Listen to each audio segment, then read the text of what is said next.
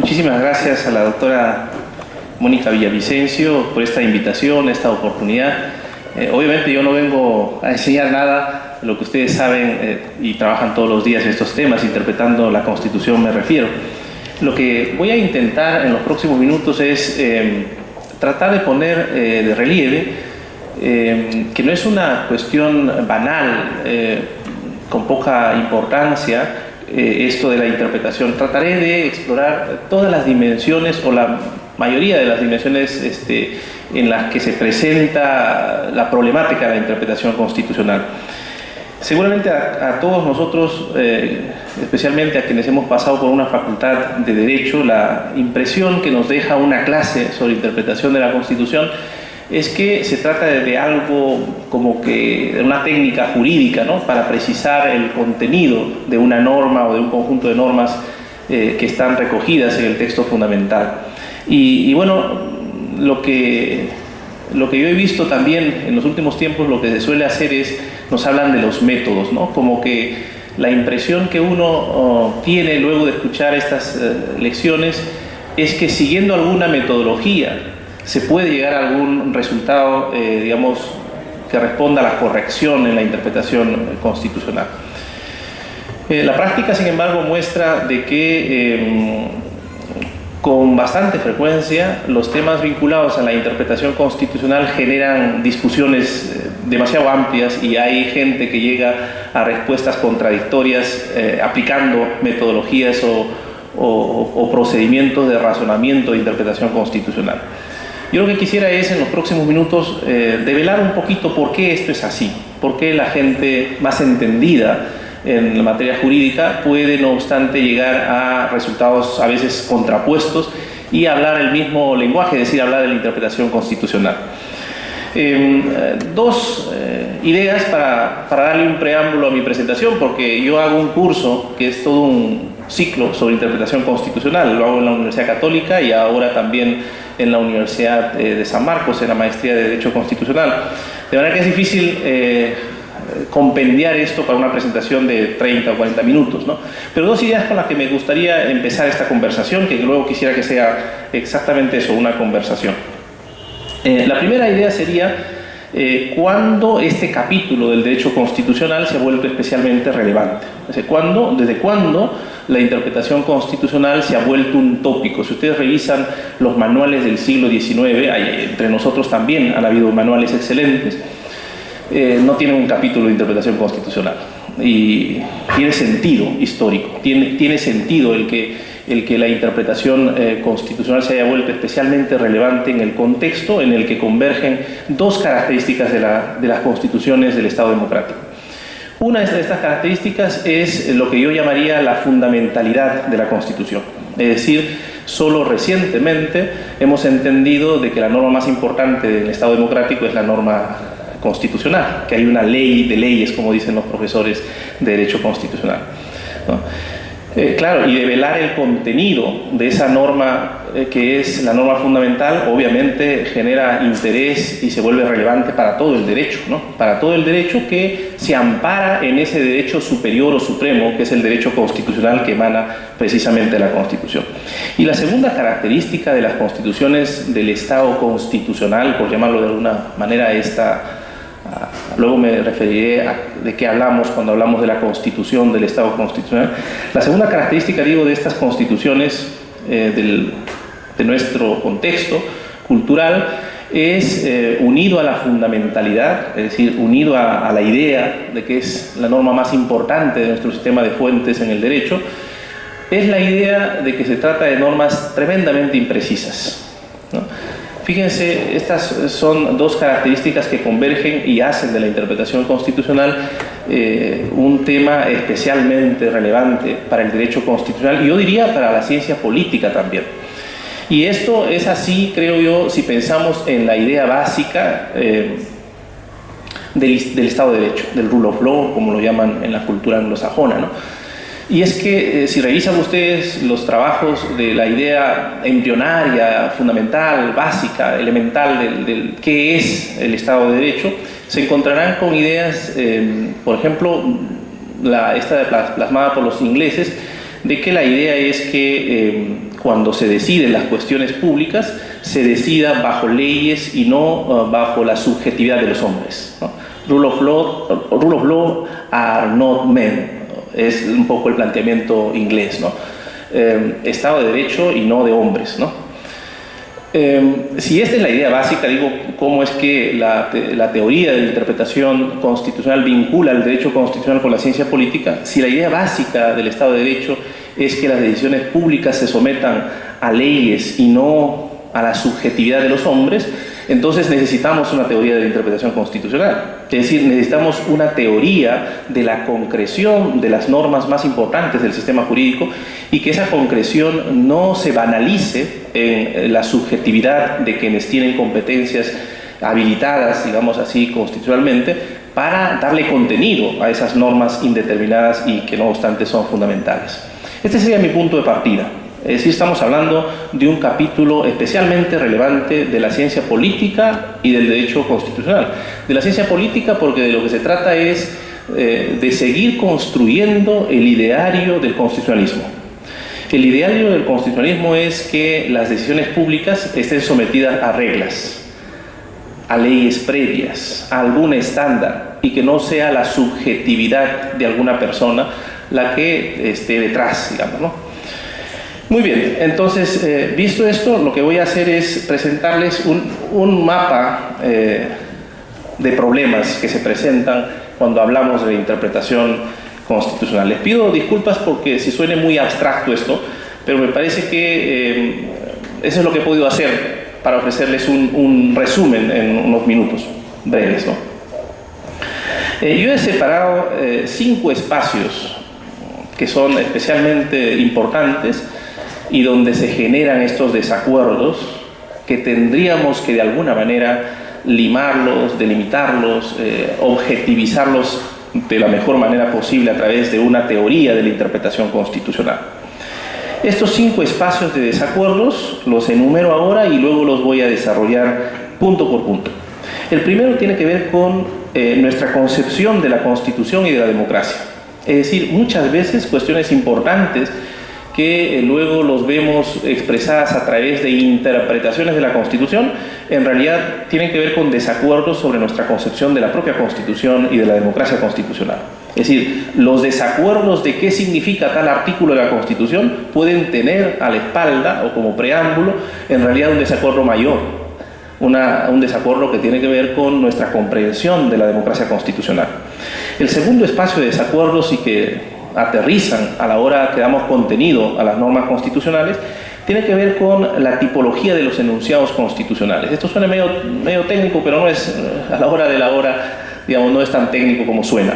Tiene que ver con cómo concebimos las normas de la Constitución. Y aquí la discusión y el aporte más importante de los últimos años es la distinción entre una regla y un principio. Las reglas y los principios son diferentes, funcionan de manera diferente y obviamente si vamos a interpretar la Constitución necesitamos conocer esa distinción teórica de enunciados normativos en la Constitución. El tercer espacio de desacuerdos y por los que no hay entendimiento fácil a la hora de interpretar la Constitución tiene que ver con nuestras concepciones, esta vez ya no de la democracia, no de la Constitución, sino nuestras concepciones de la interpretación constitucional. Hoy que está de moda el Facebook, hace unos días yo tenía un intercambio con un magistrado actual del Tribunal Constitucional y un ex presidente del Tribunal Constitucional, un diálogo amigable en el que fluía con mucha facilidad esta idea casi intuitiva cuando hablamos de la interpretación o de las concepciones de la interpretación constitucional.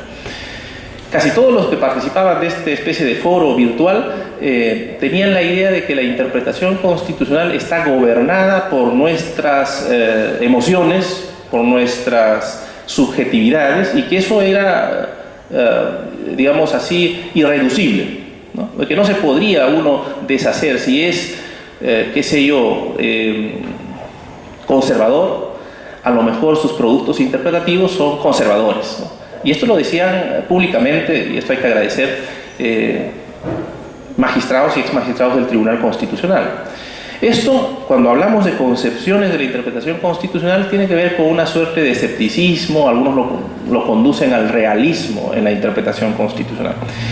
Y hay muchas concepciones de interpretación constitucional. Tal vez la más ingenua de todas las que han surgido en la historia de la teoría constitucional sea el textualismo o el literalismo en la interpretación constitucional, en cuanto a, digamos así, propuestas de concepciones en torno a la interpretación constitucional. Esta idea que subyace a muchos teóricos también, o que está presente en las discusiones, de que el sentido semántico de los términos como aparecen en un texto normativo son determinantes a la hora de interpretar la Constitución, ¿no? El literalismo, ¿no? La interpretación literal, ¿no? Esta es una concepción y hay que ver cuál es su trasfondo, cuáles son sus posibilidades y qué limitaciones tiene cuando hablamos de la interpretación constitucional. En cuarto lugar, he puesto yo el problema del método de la interpretación. Porque sin duda, cuando hemos descubierto el valor que tiene, el valor normativo de las constituciones en el Estado constitucional, nos hemos dado cuenta también de la limitación y a veces de las contradicciones que surgen a la hora de utilizar los métodos tradicionales en torno a la interpretación constitucional. Y finalmente he puesto yo la función que cumplen las directrices o pautas interpretativas. O sea, son 5 espacios en donde de alguna manera se pone en evidencia la relevancia del problema de la interpretación. Repito, adelantando que estamos ante un capítulo fundamental para la teoría política y también para la teoría del derecho constitucional cuando hablamos de una teoría adecuada de la interpretación constitucional. Me parece que lo que late al fondo es si se puede construir, si existe una teoría que es la más compatible con el diseño, con el modelo del Estado constitucional de derecho. Empezamos con este primer espacio en torno a las concepciones de constitución. Yo casi que voy a hacer un repaso así muy general en torno a esto, pidiéndoles, como les había planteado al comienzo, disculpas porque sea solamente un esquema el que voy a dejar, ¿no? Un esquema de problemas, ¿no? Pero tratando de poner sobre la mesa que cuando hablamos de la interpretación no está claro quién tiene, digamos, el método correcto. Y no está claro tampoco quién es el intérprete último, ¿no? El intérprete definitivo en el marco de las competencias que están distribuidas en el Estado constitucional. Fíjense con relación a las concepciones sobre la Constitución. Entre nosotros, el Estado constitucional, tal como se concibe hoy en Europa y en el mundo, nos ha llegado, como casi todo, un poco tardíamente, ¿no? Entonces, el desarrollo de lo que conocemos como Estado constitucional, yo diría que formalmente se introduce con la Constitución del 79, pero digamos, en cuanto a productos interpretativos, podríamos hablar de la transición democrática y los primeros años de la jurisprudencia del Tribunal Constitucional, donde se ha puesto sobre el tapete la relevancia de la interpretación y los problemas también que genera, ¿no?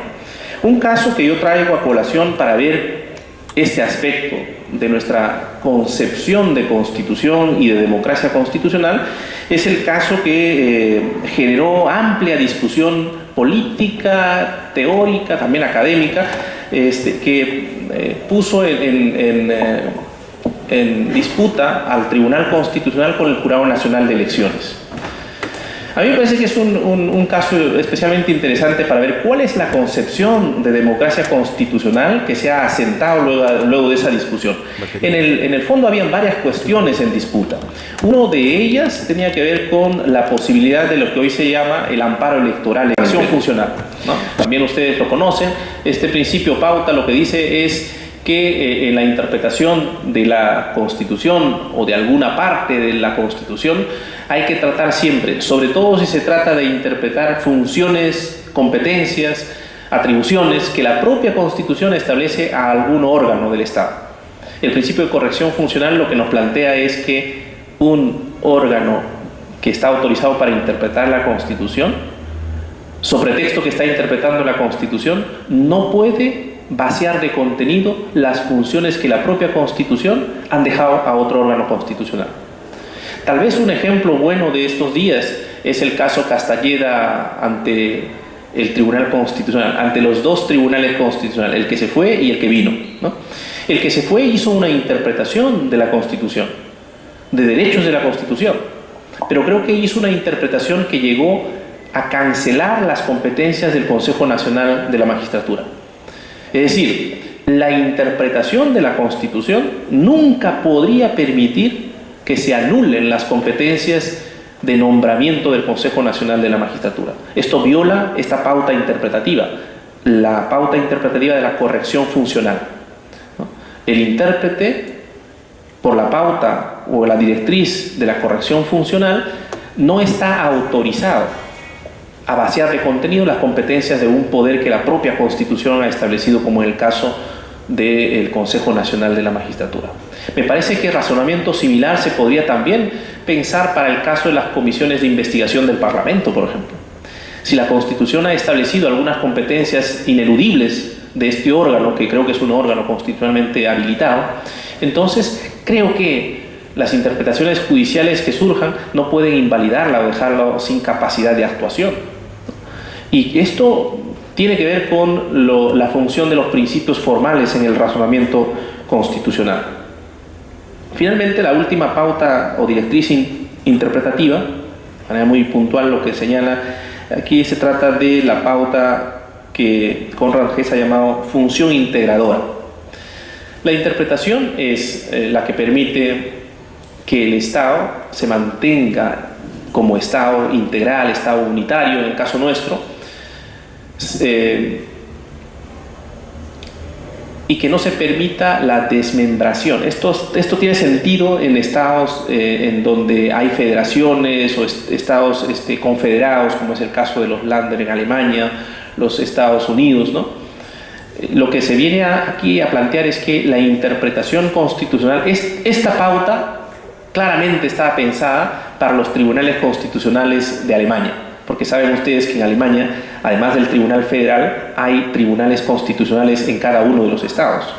Lo que se está planteando claramente es que la interpretación de la Constitución no puede ser una ventanita, ¿no es cierto?, para que los estados hagan de las suyas con decisiones interpretativas. Pero yo creo que en nuestro contexto podríamos darle otro contenido adicional al principio pauta de fuerza o función integradora de la Constitución. Y aquí podría el tribunal, en alguna sentencia ya lo ha mencionado, en el caso, un caso de atención al derecho a la salud para pacientes de SIDA, la fuerza integradora tiene que ver también con integración de los que no tienen o de los menos protegidos jurídica y económicamente en el Estado. La interpretación constitucional nos plantea aquí un gran desafío, porque plantea la posibilidad de que vía interpretación constitucional los tribunales puedan prestar mayor protección al más vulnerable. Estamos pensando en ancianos, mujeres, niños, ¿no? La ley del más débil, ha dicho un autor también que está de moda, que se llama Luigi Ferraioli. La Constitución es la ley del más débil. Y si la interpretación constitucional es finalmente el vehículo que nos permite ver qué cosa es realmente la Constitución, entonces estas pautas interpretativas deberían poner de manifiesto esta cualidad. La Constitución es la ley del más débil. La interpretación debería permitirnos que esto sea así en la realidad.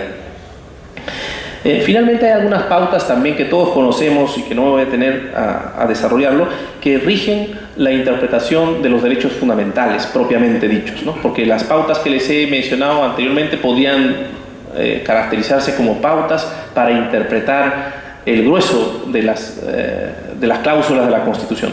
Pero para interpretar las cláusulas constitucionales que contienen o que recogen nuestros derechos fundamentales, hay el principio pro homine, el principio pro libertatis, que puede ser casi como sinónimo, el favor debilis, el principio precautorio, que tantas veces el tribunal lo ha invocado también, y este último principio, el de progresividad o no empeorabilidad, ¿no? Es decir, la interpretación de los derechos humanos en un estado determinado, en un contexto determinado, nunca debería permitir una situación de regresión con relación a lo que ya se ha obtenido a través de la ley o a través de interpretaciones de la Constitución. Por eso, algunos críticos de la sentencia con relación al reparto de la píldora del día siguiente, recordarán ustedes que en una primera sentencia el tribunal autorizó y en una segunda sentencia se retractó de esta decisión, ¿no? Entonces, algunos teóricos han dicho que esto viola este principio de progresividad, ¿no es cierto?, porque ha permitido que el tribunal retroceda en los avances que había tenido, si es que vemos esto como avance, porque hay gente que piensa que es al revés, ¿no? También aquí, otra vez, nuestras concepciones entran a tallar. Yo les agradezco mucho, espero que algo haya quedado y podamos tal vez entrar en un diálogo en los minutos que quedan. Muchísimas gracias de nuevo.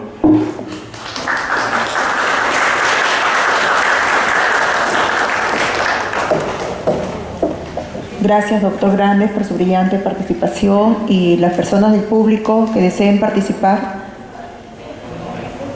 ¿Alguna pregunta?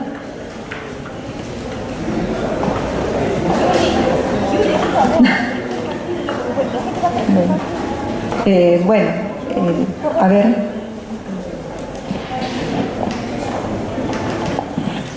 Doctor, disculpe, ¿podría hablar un poquito sobre el caso del congresista que está postulando en Arequipa y... Podría, doctor, buenos días, quería saber, ¿cómo se llama? Ahondar un poquito sobre ese asunto del congresista que está postulando en Arequipa, también es congresista. ¿Cuál es la situación de porque pasó Vallerriestra, pasó el alcalde de Chiclayo y no le dieron? ¿Por qué? ¿Qué pasa ahora? ¿Por qué? ¿Podría más o menos explicarnos el caso de este congresista, por favor? A ver, responder los temas en abstracto siempre es más fácil, ¿no?, cuando hay un tema puntual. Trataré, no obstante, de decir algo con la información que se tiene, ¿no? La cuestión aquí es, en abstracto, la interpretación del artículo 95, ¿no? Uno podría poner a prueba las concepciones, los métodos de interpretación, ¿no es cierto? Todo esto puede orientarse a qué resultado se puede llegar a través de una teoría adecuada de la interpretación constitucional, ¿no? El artículo 95, si lo leemos literalmente, dice que el cargo de congresista es irrenunciable, ¿no? Y claro, los teóricos o los que asumen la concepción literal dicen, esto está claro, ¿no? Caso fácil, y entonces irrenunciable significa que no puede renunciar. Y entonces la norma que extraen es, cuando la Constitución dice los congresistas no pueden renunciar, hacen una norma que es casi literal, ¿no? Está prohibido renunciar, ¿no?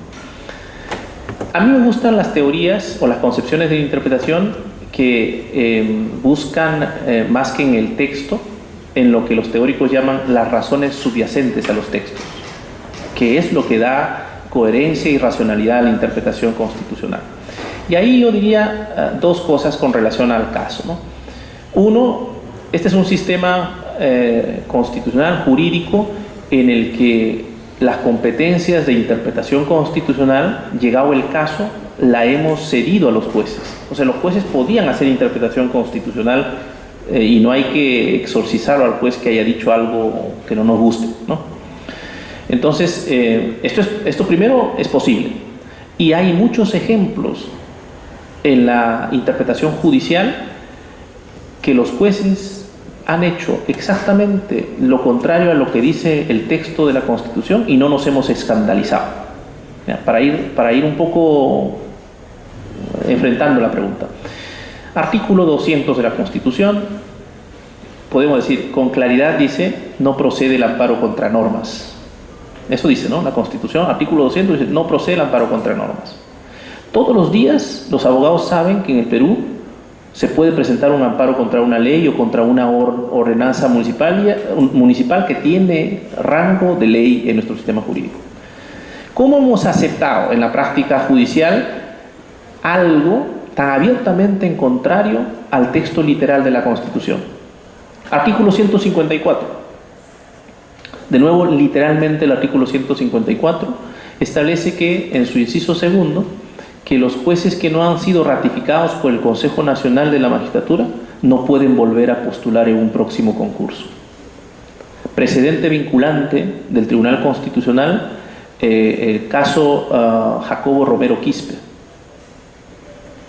El tribunal interpreta ese artículo y dice, ahí donde la Constitución dice que no pueden, hay que entender que sí pueden. Esto ya es más polémico, ¿no? Porque desafía abiertamente el texto. desafía abiertamente el texto, pero la construcción de esa norma se basa en un conjunto de razones que están detrás. A mí me gustan, me persuaden más las teorías y las concepciones que hurgan en las razones que están detrás de los textos. Creo que el sistema jurídico es más coherente cuando aceptamos normas que han pasado lo que podemos llamar un test mínimo de racionalidad y de coherencia. ¿Correcto? Dicho esto, también podríamos pensar en otros muchos casos, pero para ir respondiendo al caso, yo creo entonces que hay que indagar en las razones. O sea, primera cuestión, el artículo 95 no ha resuelto casos como estos. Los casos como estos no se resuelven en abstracto. Entonces hay que ver cuáles son las razones que han utilizado los jueces. A mí me parece una frágil razón, si es que el argumento es simplemente alegar la libertad a secas. Porque sin duda, quien ha leído la Constitución antes de presentarse para ser congresista ha podido prever que por lo menos no podía postular al cargo de presidente regional en el próximo mandato, cuando está vigente su mandato de congresista. Pero podrían haber otros supuestos en los que hay buenas razones para que la renunciabilidad opere. Y yo creo que hay varios casos. Seguramente no es este el caso, pero lo que hay que acostumbrarnos, y creo yo ir entrando, es a un acuerdo racional a la hora de leer la Constitución y no dejarlo todo a lo que dice el diccionario, porque si ese fuera la tarea del intérprete constitucional, entonces a lo mejor la tarea no sería de juristas, sino de filólogos, de gente que conoce cómo se mueven las grafías y los textos, ¿no es cierto? Entonces, yo espero que más o menos entre líneas se haya notado mi respuesta, ¿no? Sí. Muy buenas tardes, doctor. Solamente la Constitución, claro que es muy importante, ¿no? Pues norma fundamental, como también en pirámide que pues está encima de todo, ¿no? De ahí viene el Tratado Internacional, el legislativo, ordenanza, ¿no? Y a veces, como usted como profesional, a veces quiere que nos pregunte, por ejemplo, el derecho y la justicia, ¿no? Por ejemplo, el derecho regula el comportamiento del ser humano, de la persona, la justicia tanto atropellos, injusticias que hay, ¿no? Entonces, como profesional, ¿usted qué diferencia que puede haber entre justicia y el derecho? Eso es lo que puede hacer. O usted se aboca por la justicia o por el derecho como profesional. Gracias. Eso sí que para viernes y esta hora es más complicado, ¿no? Obviamente, creo que es importante tener una concepción de la justicia en el marco del Estado constitucional. Creo que late una concepción de la justicia del Estado constitucional. Antiguamente, en el modelo anterior, podríamos decir, hacer justicia era aplicar la ley simplemente. Es decir, nos abreviábamos todas las discusiones. Al juez se le decía, tu función es hacer justicia, no, decían los jueces. Esto está demasiado grande para mí. Yo soy simplemente humano y lo que sí me puedes exigir es que aplique la ley. Y entonces había una concepción de la justicia en el Estado decimonónico, en el Estado donde imperaba lo que se llama el imperio de la ley a secas, ¿no? Hoy se suele decir entre los juristas y también los filósofos que el Estado constitucional ha incorporado la justicia y lo ha convertido en normas. Y entonces, claro, ahora está más difícil porque muchas veces hacer justicia ya no es aplicar la ley. Es más, muchos jueces entienden que hacer justicia es precisamente no aplicar la ley a algunos casos concretos.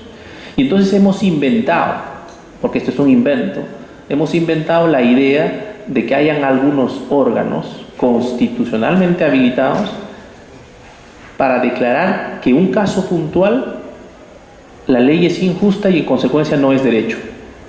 En el Estado constitucional, entonces, el derecho y la ley podríamos decir que no son lo mismo. Por lo menos ya no se puede equiparar sin más. Ley igual derecho. No. Derecho y justicia están más cerca, ¿no? O sea, digamos que quien cree que hace justicia tiene que asumir, creo yo, hoy en día, que su tarea es bastante que se sitúe en un plano superior a la simple aplicación mecánica de la ley. Y por eso estas cuestiones son relevantes, es decir, la idea de que hay que buscar las razones subyacentes, pero no cualquier razón, las razones que se pueden objetivizar. Yo les voy a poner un último ejemplo que también les va a gustar, antes que me pregunten. Hay una ley que algunos han dicho que tiene rango constitucional y que forma parte del bloque de constitucionalidad, que dice que algunos parientes del presidente no pueden presentarse en elecciones sucesivas al jefe de Estado. No hay reelección familiar, podríamos decir, ¿no? Ya no solo conyugal, no hay reelección familiar. Pero uno podría preguntarse si todos los familiares, al menos del actual presidente, están bajo el mismo supuesto de razones subyacentes a la regla. No sé si me puedo entender. Es decir, ¿cuál es la razón de la prohibición? Si preguntamos cuál es la razón de la prohibición, entonces la idea es que quien está aprovechando, o sea, quien está en posesión de cargo y de poder, no pueda disponer de esa posición privilegiada en una elección inmediata. Y entonces podríamos decir, una de las razones es el principio de igualdad vinculado a la participación política. Es decir, todos somos iguales y deberíamos tener las mismas prerrogativas y condiciones para aspirar al cargo de presidente de la República. Pues si esas son las razones, luego hay que preguntarnos, ¿y todos los familiares del presidente han estado disfrutando de esas prerrogativas que da el poder y de esas ventajas y de esos privilegios? Porque algunos se ha declarado el auténtico, más bien, representante de la oposición. Y entonces no ha hecho, al menos no hemos visto públicamente, que haya estado en condición. Entonces, a lo mejor, con relación a algunos participantes de la familia presidencial, las razones que subyacen a la regla de la prohibición son injustas.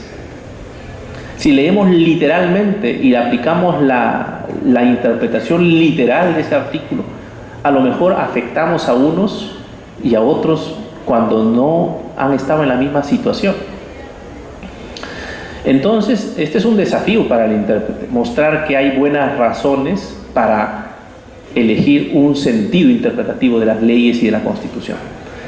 Creo que este es el desafío, yo lo que he tratado en la presentación es de no banalizar la interpretación constitucional y pretender que interpretar la Constitución, primero que nada, y casi último también, es leer los textos.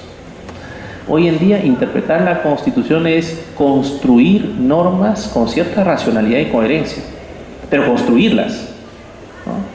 Esta es la labor que hace, yo creo, el Parlamento también. El Parlamento es, sin duda, un intérprete privilegiado de la Constitución, ¿no? Cuando da leyes, ¿no? Cuando da leyes, el Parlamento interpreta la Constitución. Un último ejemplo, y con esto me quedo aquí si no hay más preguntas, porque este es un ejemplo en el que permite ver cómo converge la interpretación legislativa de la Constitución con la interpretación judicial también de la misma Constitución. El artículo 200, inciso segundo de nuestra Constitución establece lo que podríamos llamar la puerta de entrada a las competencias del Tribunal Constitucional. El 202 dice que el tribunal es competente en última y definitiva instancia para conocer de las denegatorias, de las decisiones denegatorias en los procesos de habeas corpus, amparo, habeas data, cumplimiento, ¿cierto? Entonces unos han dicho, bueno, ¿y qué significa denegatorias? La primera respuesta ha venido del Parlamento. El Parlamento ha hecho una interpretación constitucional y lo ha recogido en el artículo 18 del Código Procesal Constitucional. En ese artículo 18, el Parlamento, el legislador, ha interpretado que denegatorio, al regular el recurso de agravio ante el Tribunal Constitucional, ha interpretado denegatorio es improcedente e infundado. Y entonces ha dicho, cada vez que hay una decisión improcedente o infundada del Poder Judicial, el justiciable tiene un derecho al recurso de agravio constitucional. A mí me parece, como dicen los muchachos, bacán, ¿no? Está bien, hasta ahí está bien. Y luego han venido los casos, ¿no? Han venido distintos casos. Ha llegado un caso, por ejemplo, en el que hay problemas de narcotraficantes que logran habeas corpus a su favor y una lectura literal ya no permite que el tribunal controle el asunto. Recordarán ustedes los casos, ¿no es cierto? Una sentencia estimatoria en segunda instancia deja sin piso al tribunal. El tribunal ya no puede entrar. ¿Qué hizo el tribunal? Uno de los primeros precedentes para corregir estas desviaciones. Dijo, cuando se trata de asuntos de narcotráfico y de terrorismo, también, incluso cuando la sentencia es estimatoria en segunda instancia, hay un recurso excepcional ante el Tribunal Constitucional. Primer supuesto. Luego han venido, me parece, unos 2 precedentes más. ¿Esto qué muestra? Que la interpretación constitucional del legislador no es que sea inferior en categoría, es que de cara a los casos siempre será insuficiente. Y necesitamos la interpretación constitucional para complementar la interpretación constitucional que realiza el legislador. Los casos muestran la variedad de supuestos que en abstracto no se puede uno imaginar. El tribunal en un caso llegó a decir incluso de que interpretaciones en sentido contrario al texto literal del artículo 202.2 de la Constitución, que que le estoy mencionando, serían inconstitucionales y configurarían infracciones a la Constitución. Fue un contexto especialmente conflictivo al interior del propio Tribunal Constitucional, ¿no? Pero hoy las cosas han vuelto a su lugar y digamos, la interpretación constitucional del recurso de agravio ante el tribunal ya no es la interpretación literal del 202 inciso segundo, porque si uno lee literalmente el artículo 202, repito, dice que solo se puede llegar al tribunal si es que se está ante una sentencia denegatoria, y hoy hay supuestos en los que se puede ir. El tribunal ha dicho, si hay una sentencia estimatoria que viola un precedente del Tribunal Constitucional, también se puede ir. Si hay una sentencia estimatoria que beneficia a un narcotraficante o a un terrorista, también se puede ir. Caso Polay Campos, por ejemplo, ustedes recordarán el traslado al penal de Piedras Gordas. Ahí el tribunal aprobó un nuevo precedente para hacer una excepción a la regla. La interpretación constitucional, repito, es una forma de integración de normas y normalmente se da en un diálogo con los otros poderes que también tienen competencias para interpretar la Constitución. Muchas gracias de nuevo.